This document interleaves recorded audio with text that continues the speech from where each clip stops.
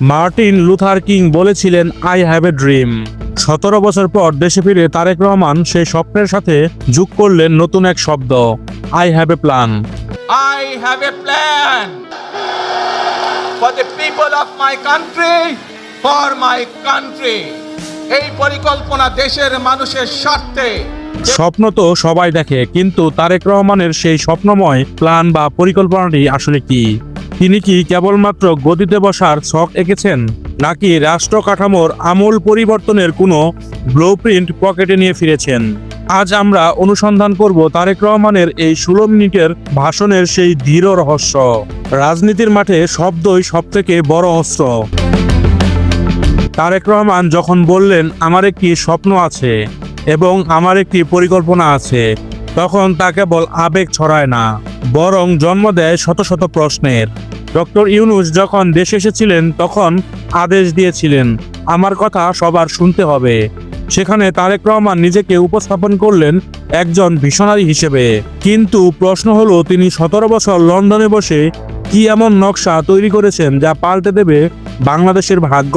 কি আছে তার সেই পরিকল্পনায়? তিনি কি কেবল ক্ষমতার বিকেন্দ্রীকরণের কথা বলছেন, নাকি সংবিধানের বড় কোনো পরিবর্তনের আভাস দিচ্ছেন? ভাষণের একটি জায়গায় তিনি বলেছেন, সকল দল ও ঐক্যমতের প্রয়োজন। এই সকল দল শব্দটির ভেতরে লুকিয়ে আছে রহস্য। তবে কি তিনি প্রতিহিংসার রাজনীতি কবর দিয়ে এক ইনক্লুসিভ বা অন্তর্ভুক্তিমূলক রাজনীতির শখ কষেছেন, যেখানে শত্রু মিত্র সবাই থাকবে এক কাতারে? মার্টিন লুথার কিং এর স্বপ্ন ছিল বর্ণবাদ মুক্ত। তারেক রহমানের স্বপ্ন কি তবে বিভাজিত জাতিকে এক সুতোয় গাঁথা? বাংলাদেশের রাজনীতিতে যেখানে বিগত 15 বছরে বিভাজন ছিল মূলধন, সেখানে ঐক্যের প্ল্যান দেওয়াটা কি শুধুমাত্রই কৌশল, নাকি রাজনৈতিক দর্শন? জনগণের প্রত্যাশা আকাশচুম্বী, কিন্তু এই দীর্ঘ 17 বছরের গ্যাপ আর চারপাশে থাকা অতি উৎসাহী নিরাপত্তা বেষ্টনী এই স্বপ্নে কি বাধা হয়ে দাঁড়াবে? বিশ্লেষকরা বলছেন, ইউনূস সাহেবের বক্তব্যে ছিল কর্তৃত্ব, আর তারেক রহমানের বক্তব্যে ফুটে উঠেছে অংশীদারিত্ব। প্ল্যান শব্দটি দিয়ে তিনি মূলত আমলাতন্ত্র, সাধারণ মানুষ এবং রাজনৈতিক কর্মীদের একটি বার্তা দিয়েছেন, আর তা হলো তিনি অপ্রস্তুত হয়ে আসেননি।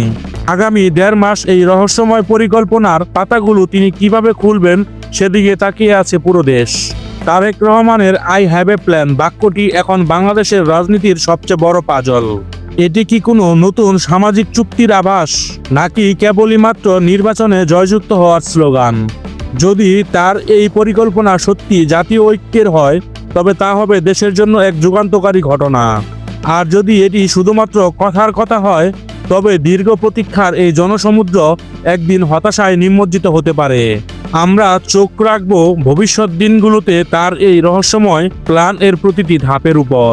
শুধু দর্শক, আপনাদের কাছে একটি প্রশ্ন, তারেক রহমানের নিরাপত্তা বাহিনীর অতি তৎপরতা এবং এটি তার প্ল্যান বাস্তবায়নে বাধা হতে পারে? আপনাদের মতামত অবশ্যই কমেন্ট বক্সে জানিয়ে যাবেন।